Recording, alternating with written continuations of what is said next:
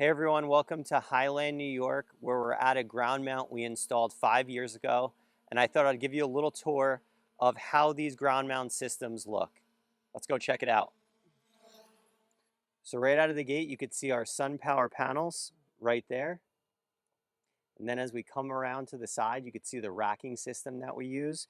We do not use concrete footings. We use a helical pile system that drives these helicals in the ground. You could see right there. They go down roughly 6 feet, 6 to 7 feet. You have our crossbars right there. On the back of the panels here, this system has microinverters on the back of the system. Right there, you could see our monitoring box. I'll get a little closer right there. That's our monitoring box on the far right, that white box. That box on the left, that gray one, is our combiner box. But that's the back of the array. That's what it looks. So after these systems are up, you could actually store things under here. You could park your lawnmower, any yard equipment could go under here. Full space under here. And roughly, just to give you a height, I'm recording this on the screen of my drone right now.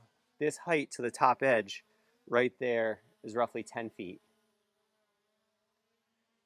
And you could see here, I'm 5'11", so that's the space you have between me and that box beam right there. Give you a little 360 around the ground mount. The leading edge of the ground mount right there, roughly 3 feet. That leaves us enough to have the snow fall off the front edge and still have enough room so snow doesn't pile up and block the solar panels.